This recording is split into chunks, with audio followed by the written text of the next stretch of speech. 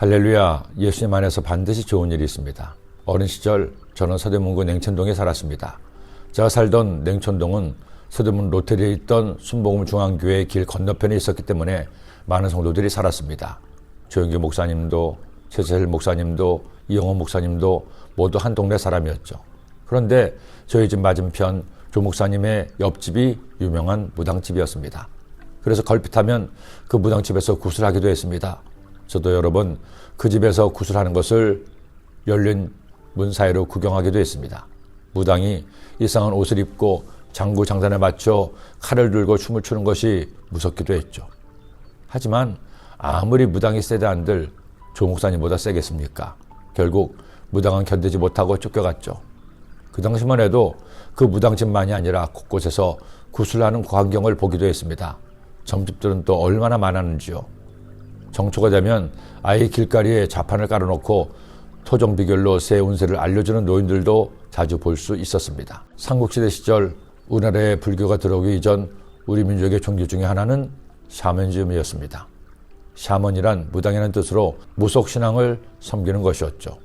어떤 학자들은 우리나라의 시조라는 단군 왕검의 단군이 무당을 뜻하는 단골에서 유래한 말로 단군 왕검 시대는 세정일치 사였다고 얘기하기도 합니다.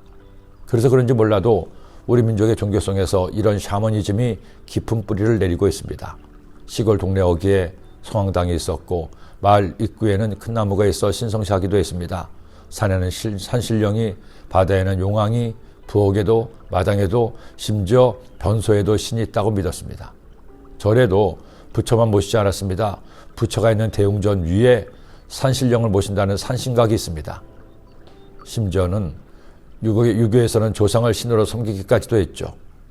그러게 이제 오직 한 분이신 참 하나님을 믿고 섬기는 우리 그리스도인이 꼭 기억해야 할 것이 있습니다. 이런 잘못된 신앙에 절대 빠져서는 안 된다는 겁니다. 장난 삼아서 심시풀이 삼아 운세를 보고 토종 비결을 봐서는 안 된다는 거죠. 심지어 화투점도 있다고 합니다. 오늘 말씀은 하나님께서 이런 것들을 얼마나 싫어하는지 알려주는 말씀입니다. 내 하나님 야훼께서 내게 주시는 땅에 들어가거든 너는 그 민족들의 가증한 행위를 본받지 말 것이니 그의 아들이나 딸을 불 가운데로 지나가게 하는 자나 점쟁이나 기륭을 말하는 자나 요술하는 자나 무당이나 진언자나 신접자나 박수나 초혼자를 너희 가운데서 용납하지 말라. 왜 하나님께서는 점쟁이나 무당을 이처럼 미워하셨을까요? 그것들이 하나님을 대신하기 때문입니다. 오직 하나님만이 나의 과거와 현재와 미래를 아시고 우리의 삶을 주관하시는데 하나님이 아닌 다른 신이나 사람을 의지하는 것은 우상 숭배라는 겁니다. 그리고 그것들의 배후에는 사람을 멸망시키려는 마귀의 관계가 있기 때문입니다. 흔히 용하다는 점쟁이, 영험하다는 무당이 있다고 합니다.